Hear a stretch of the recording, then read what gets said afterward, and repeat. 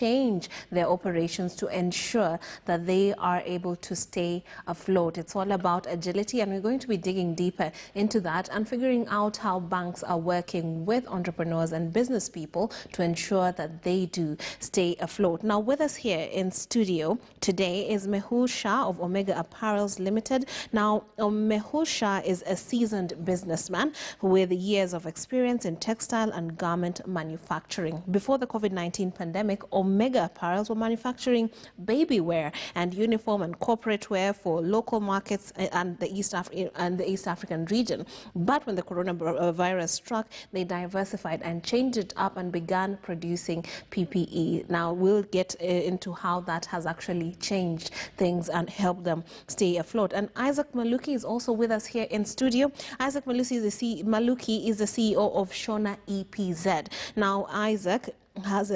extensive international experience in investments, finance, ICT, and garment manufacturing. Before COVID-19, Shona EPZ was manufacturing garments for clients in Europe and North America through the AGOA initiative. Now, with the pandemic, Shona EPZ had to repurpose its business and focus on PPE manufacturing, such as overalls. Now, we shall be also taking a look at that and having their first-hand experience on how business has fared in these times. Now, I'll start off with Mr. Mehul Shah.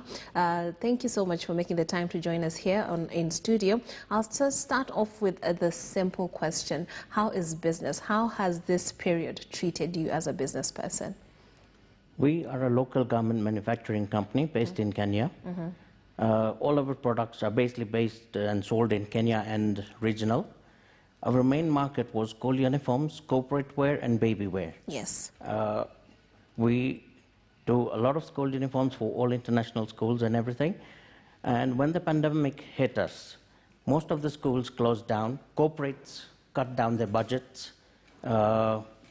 Economy in general was on the downturn.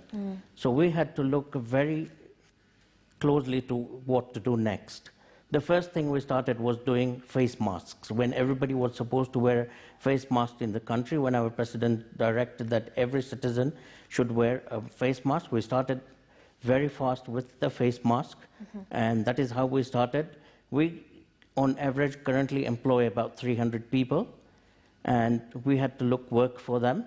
So we started with the face masks. And since we were on the second tier of Corona, in Europe and everywhere that had already gone through the pandemic, we learned from the first world country that PPEs and everything will be required, and Kenya is getting into that stage. So we started also in trying to see what we can do as a company to provide Kenyans with that facility. And how did that pay off for you as a business? Did you, because this is not something you had done before, so what was the turnover that encouraged you to keep going? See, when everyone was directed to wear a mask, and there was a shortage in the country for that, so we actually had a head start. We had already learned how to do it, and we said that that kept us going. We did not want to lay off any workers as well, because if we laid them off, there was no other work available. All other companies were laying off people. They were downscaling. Some companies also closed down for a certain period. And in that time, we all thought that Corona is here for a short time. It would probably go away if we take care, look after ourselves, and see how we go through about it. But as we hear down the lane, we say it's not here it's not going. So that had helped us keep going until a certain time. Okay. Now, Mr. Maluki, you have a similar experience. Could you tell us how that period was for you and what caused you to leap into the other manufacturing so that you can stay afloat? Okay, so Shona EPZ has been manufacturing garments for exports, as you had said, to Europe and North America. And for us, the effect of COVID actually began a lot earlier because most of our supplies, we get them from China. And so the beginning of the lockdown in China meant that we were not able to get our raw materials. And so we really had to think quite fast on what else we could do, because we had started with 47 employees when we opened Shona, and now we are at about 600 workers. But at that time, we were about 345 workers. So we really had to think of what we can do so that we can keep them working. Remember the lockdown when it happened? It meant that even if we were to tell our people to go home, they were not going to be able to cross their counties to go back to their homes. Right. So through Kenya Associations of Manufacturers, they were able to get us to go and speak with the president and see how we can be able to make some changes to make sure that people are working and kept afloat. So, and what came out of that particular conversation with the president?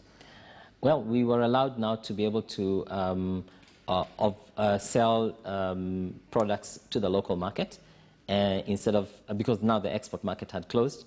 And that's when we decided that we could manage to manufacture coveralls, gowns, aprons, and reusable masks, especially for the frontliners, and also to see how we can be able to support the workers. Of course, and these are ventures that were actually new, not something that you had been doing. For example, going from corporate wear, baby wear, to now PPE and things like that. There had to be some sort of training. Mr. Meho, could you tell us how Equity Bank helped you in terms of training so that you were able to repurpose your business and stay afloat?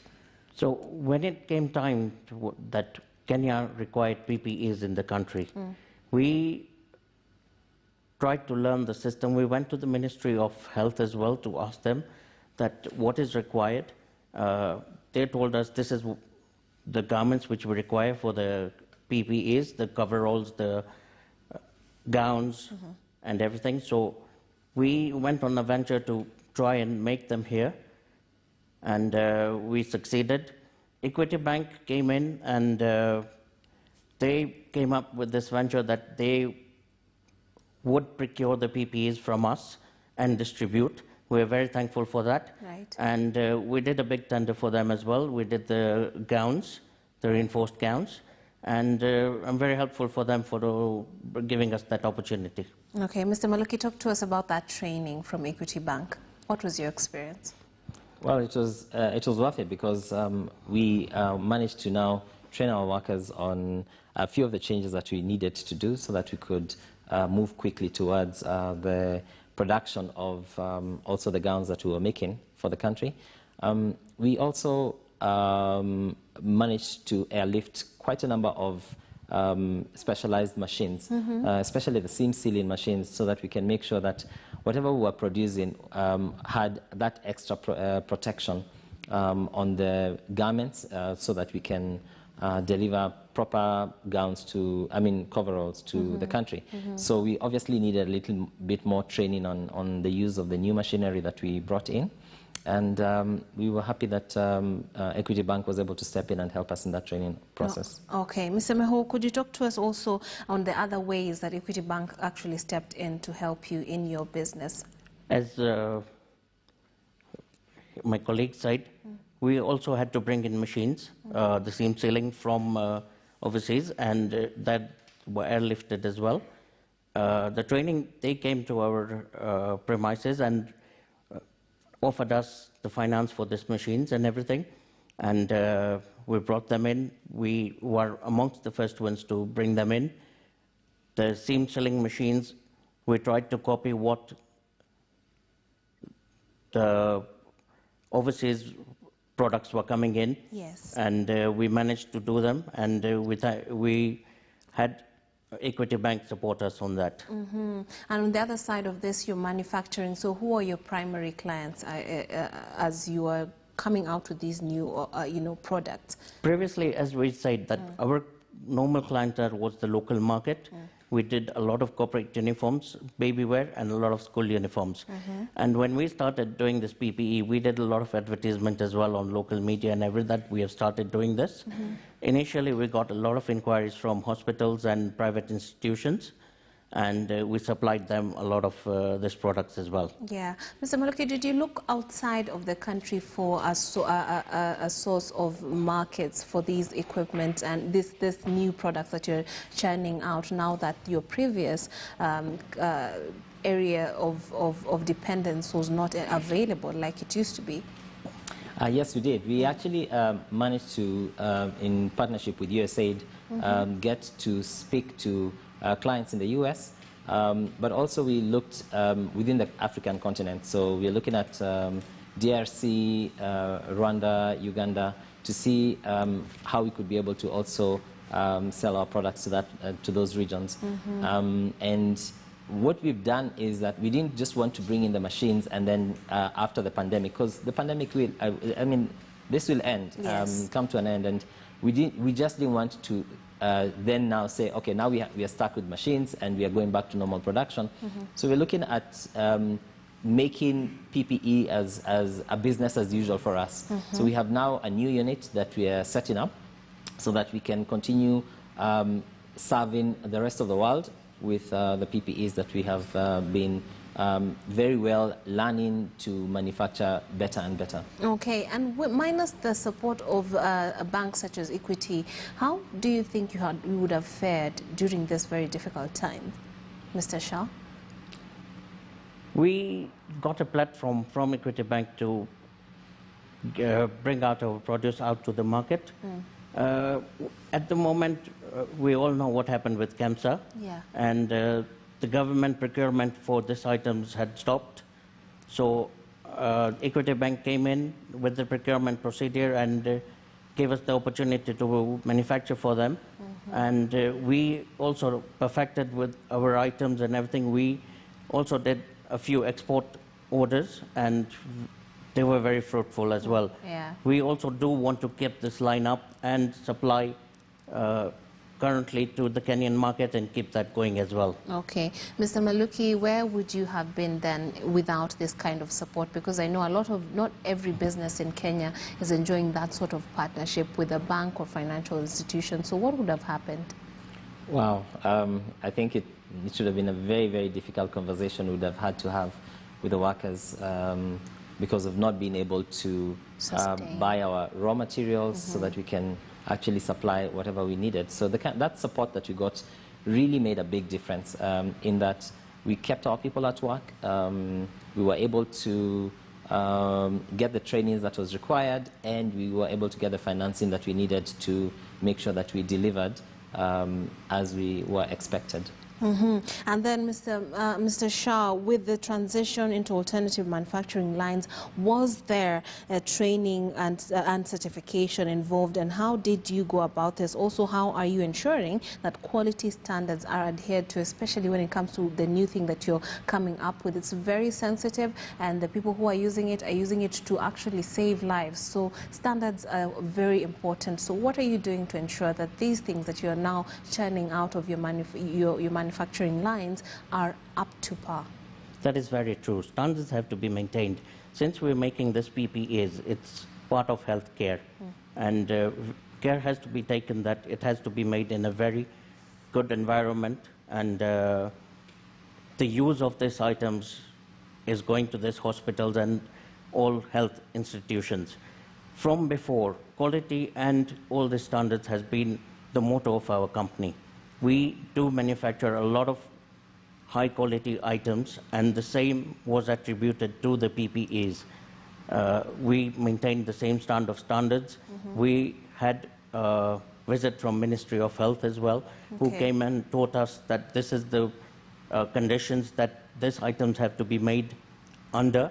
We adhered to all these conditions, and we were an approved unit by Ministry of Health as well to manufacture for them, and they taught us a lot on all the aspects on the PPEs, how care has to be taken, how it has to be packed, and most of the health institutions did appreciate all this as well. Mr. Maluki, talk to us about standards. That must have been a very, very important part of your work right now, as you ensure that what you're giving out is going to actually aid in this war against the coronavirus. Yes, we've always been very strict on the kind of standards that we adhere to, because having to manufacture for the export market, we really have to meet really high standards so that we can maintain a good competitive edge out there. And we also wanted to make sure that the same kind of standards, if not better, were maintained in this local PPE production. And just like my business partner, Mehul, is saying here, we sought guidance from the Ministry of Health. They were graceful enough to come and visit the facility and to also guide us on what they needed. We also got a visit from Equity Bank. In fact, I remember James Mwangi was also there to visit us, among other dignitaries, just to be able to see the kind of quality that we were doing, to follow through on the production lines, to see how are we making these products, how are we keen on standards, on quality and everything. So it's something that we really put to heart, so that we can make sure that we can get not just repeat clients all the time, but we can also get satisfied people. Okay, Mr. Shah, now that you are in the PPE manufacturing line of work, how is the experience? How would you rate it? And of course, do you see yourself sticking with it even after the pandemic ends, or how will that change how you're operating moving forward?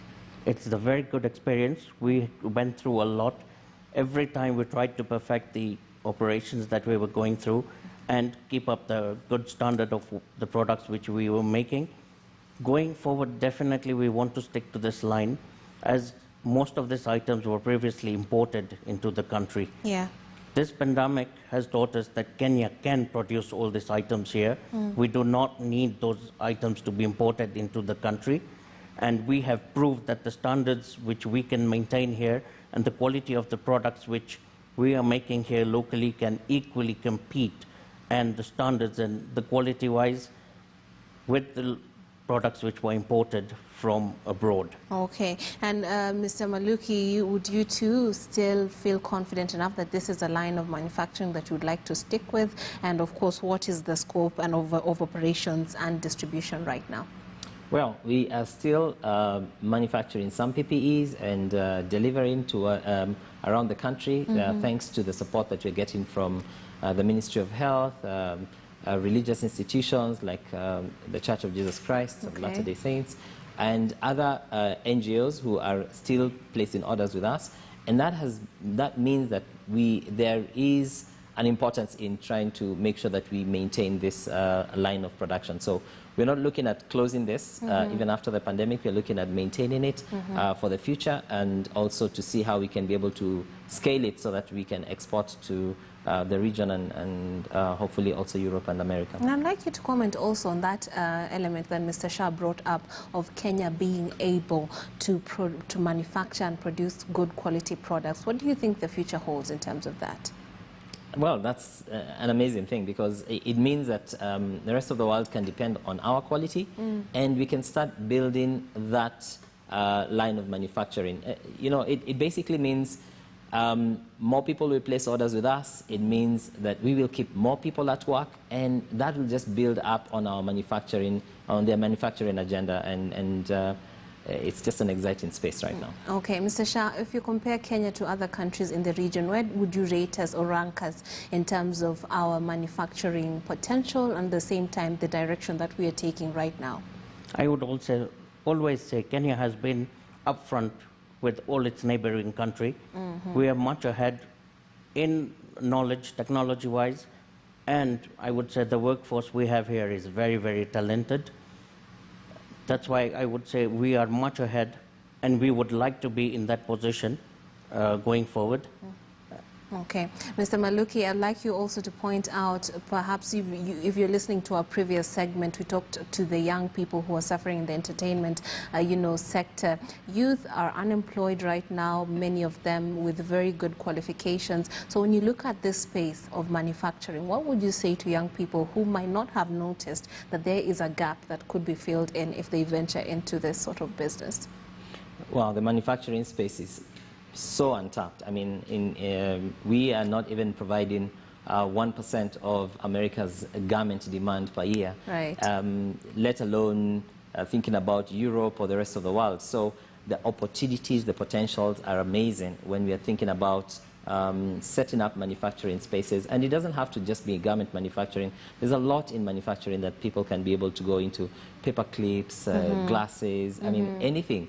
You think about, it's a wonderful space to go into. I was able to audit and inspect different factories in 9 African countries. Right. And one of the things I found out about all those countries was that Kenyans were the most efficient. And that means that a lot of the people who would like to place orders in Africa would be more interested in placing orders in Kenya first before they can go outside.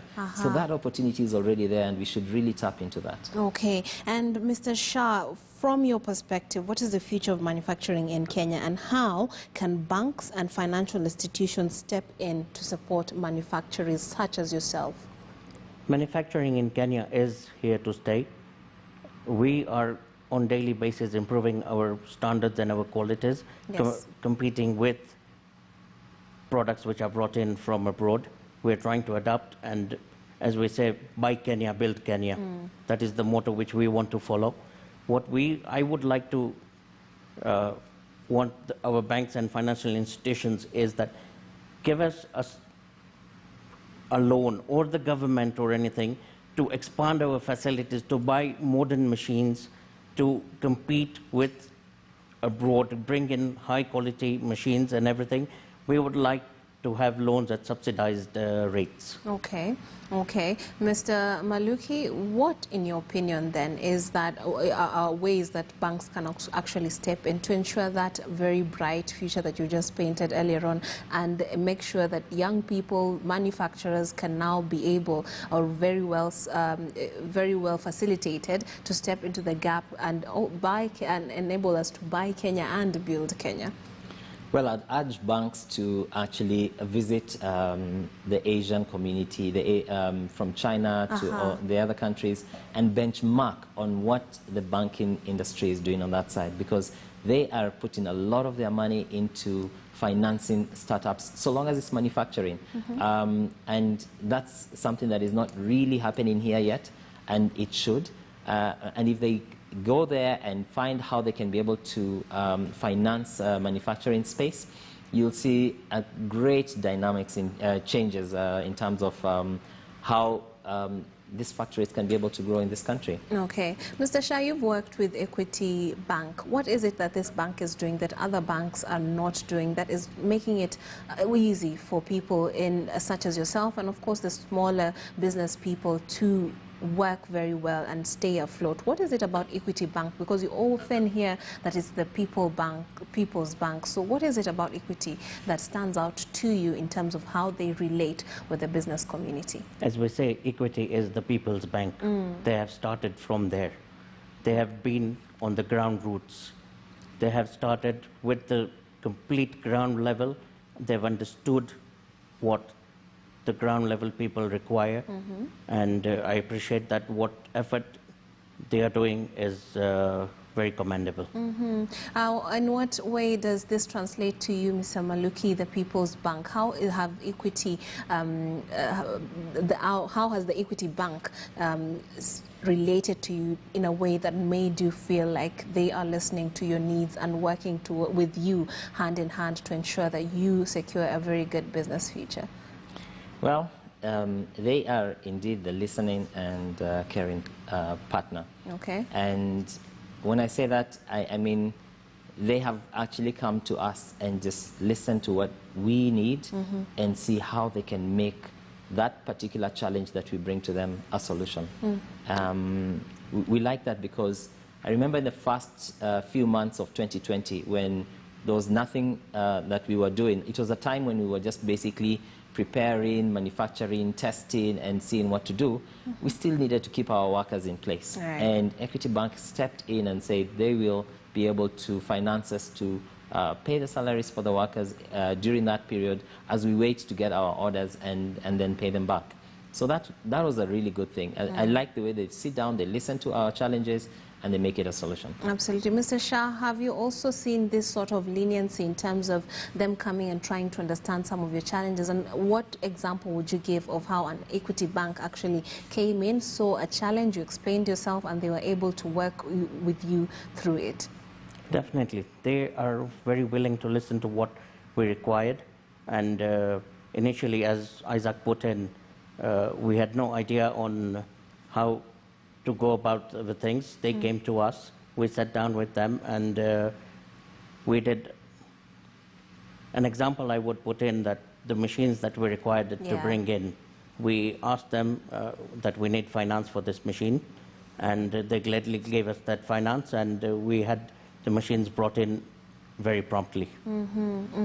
Now, as you look at the rest of the world in terms of manufacturing, and I know China it has been termed often as the leader in manufacturing, where would you hope to see Kenya in the next few years, and what country should we look to in terms of this? Should it be China? Should we look to the east, to the west for examples, and perhaps even collaborations? What do you hope for the future? Mr. Shah. Yes. Textile industry in Kenya, at the moment, we need to expand in a very strong way. Our textile factories here are currently still working on old machines. That makes it very difficult for us to compete with the likes of China. We still have to import certain fabrics to sustain the economy and the requirements of our local Kenyans, who now, because of internet and worldwide, know what's going on, what is the market, and what is the trend in overseas countries. That, at the moment, it's very difficult to provide here in Kenya, as the local textile factories in Kenya have to restructure, have to do their work to provide us those kind of fabrics to sustain and to provide that kind of requirement which the Kenyan are looking for. They also are adopting our Kenyans. They want the latest things happening and everything. So I would say that, as Isaac put in, the Asian countries are very strong in textiles. We need to borrow something from them, how to go about it. And the government needs to also come in, provide soft loans and good rates to our textile companies for them to expand, to bring in the kind of, to manufacture the kind of fabrics which is required and demanded by Kenyans in this market. All right, Mr. Maluki, talk to us about that challenge. Do you agree? Yes, I think I definitely do agree with Mehul. What really is happening is that in Europe, in Asia, in China, production is now getting more expensive. Right. And so Africa is now the place that they're looking at. And if we can be able to get more modern machines in our facilities, it means that now we start competing in a much better way. And as I said, people are already starting looking to placing orders in Africa. And so we really need to step up and set ourselves up and set our manufacturing spaces. Otherwise, all those in Europe and Asia will come and set up their factories in Africa, because now it may be cheaper for them to do it here. But that wouldn't be as good as if we ourselves in this country were able to set up our manufacturing space. Okay, and what more would you hope from the government to see this through, and also from the banking sector?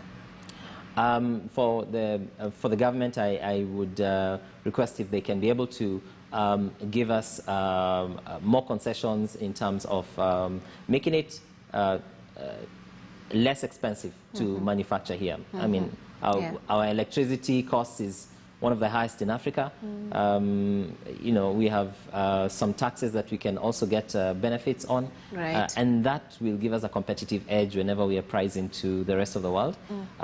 And the banking institutions need to really look at the manufacturing space and see how they can actively involve themselves in financing, in supporting, and in growing a lot of the manufacturing spaces in this country. Yeah, right. Mr. Shah, Mr. Maluki has just talked about taxation. Countries such as China often give tax breaks or incentives to their people to give them the motivation to actually dig deeper and, you know, rechannel their finances into their work. Do you think Kenya should be going in that particular direction as far as tax is concerned? Definitely so. If we need to be competitive with our neighboring countries and the first world countries, our cost of production here is quite expensive compared to most of the first world countries, especially Asia. So if we were given that facility of tax subsidy or any kind of other kind of help from the government to make our products much more competitive out in that market, that would be very much helpful. All right. And Mr. Maluki, when you look at that back and forth that often happens between the Mitumba industry and the manufacturing industry, what is your stand on that? Because there's usually quite an argument to be made for both sides. So when you find that sort of competition, could you speak to us about it and where do you stand?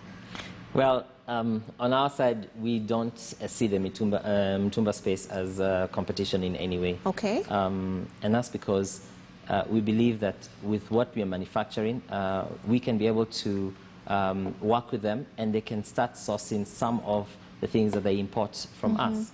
And if you look at where they are sourcing their products, you'll find some of them are getting stock lot products from factories that made extras in Europe and Asia. So we can make the extras over here as well, and we can start being able to see how we can start supplying the Mitumba space. I don't see any point where we have ever been in competition. What I see is an opportunity for us to be able to supply to them at a good rate and just remove that backlog of having to wait for 30 days or 60 days before you get your goods into the country and, you know, work together. You can live together in the same environment. Mr. Shah, do you agree? Countries such as Rwanda have actually done away with second-hand clothing and put all their focus in local manufacturing. Is that a direction you would like to see this country going in? Definitely so. We've been in this market supporting the local. As Isaac said, most of his products go abroad. He's in the EPZ section. We are in the local sector. We manufacture for the local community. Given that Mitumba does affect us, the fact that the word Mitumba, what was before and what has become now, has a lot of question marks there. Yes. So Rwanda has taken a very bold step by doing that. And at the moment, the way they're going, the local manufacturing is growing at a very large scale in Rwanda because they now need to make locally to provide for their country. If Kenya was to adopt the same, the local manufacturing in this country and the opportunities which would arise from that would be immense. Okay. Mr. Maluki, there's often the accusation that locally made goods are way too expensive. So that's why people would opt to not buy Kenya and build Kenya and rather buy the Mitumbas or the imported things that would actually seem more expensive or are actually in some cases more expensive than locally made goods. What do you say about that and what can be done to ensure that this is not happening or perhaps explain to the consumers why the prices are as they are? Well, I think we just need to build up more on competition. Okay. And once that happens, two things will happen. The quality of the products will improve and the price will come down. I think we just need to see how we can get more factories in place, build up on that competition, and be able to build up on the quality. I think also the reason that you find a lot of the local products are very expensive again is because of the taxes that we're talking about. Okay. It's a lot more expensive for them to get their raw material into the country. We at the EPZ are lucky because we do get some tax breaks, and that's because what we're making is for export. But also, you can imagine if those kind of concessions are also added to the local manufacturers, it will help them to bring down the price of product and also improve the quality of the product. Okay. Now, as we wind up, Equity Bank has its own very many initiatives, such as Wings to Fly and Illumus Scholars, and they also are going out of their way to help, you know, supporting staff and clients by mobilizing Equity Afia, Equity Group, and Associate Health franchise to spread COVID-19 awareness. Of course, corporate social responsibility is very important. So, Mr. Shah, what would you say you're doing for your community to help them be better, even as you operate amidst them? Yes, this pandemic is here to stay, as we say. Everyone has to put in their part to make sure that everyone around them is safe. And you need to also contribute towards the community. Like ourselves, we do a lot of social work. We do a lot of donations from our company to the needful. We do provide all communities and funeral houses with PPEs, Right. As a social service. That's what I have to say. Okay. And Mr. Maluki, what would you say you are doing to enable that your society is thriving? Some of the things that we've done, especially to our community, is donations of things that we are able to take control of, like clothes, like masks. We've been able to donate them to the community. Our factory is a menstrual health management facility, which means that even for the workers through USAID, we're working towards making sure that since we have 86% plus of our employees being female, we want to make sure that we take care of them properly. And also see how we can also provide food to the communities. All right. Now, as your closing remarks in relation to your work with Equity Bank, please do conclude this interview, Mr. Shah. Please give us your closing comment. I would like to first thank Equity Bank to give us this opportunity to be here present at this moment. And I would request them to still be with us, holding our hands going forward. Whatever help we require, I would want them to come and sit with us. We also would want to have a close relations with them. And going forward, that is what is required in this country as well. Okay. Mr. Maluki, your closing remarks. Well, Equity Bank has really worked with us, listened to us, and supported us as we have grown. And also through the pandemic period. We, on the other hand, have also been able to give them our word that we are working with them as well. So we have our workers who, a majority of them who have accounts with them. We are also working with them towards whatever projects that we are, handling, just so that we can be able to, excuse me, work with a partner who wants to work with us. And so for us, it's about a matter of we found people who are an institution that is ready to work with us, and so we are willing to work with them together. Thank you. Okay.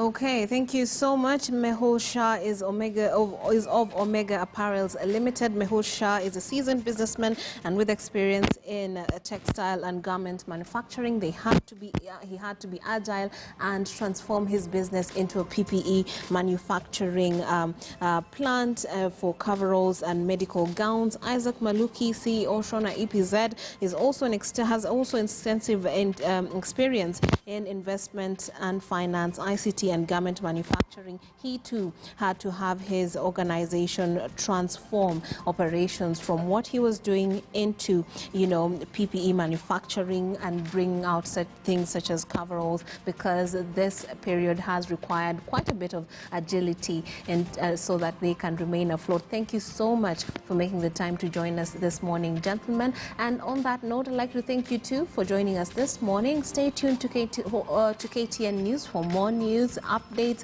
and coming up is the Supreme Court interviews that will be coming to you in a short while. We shall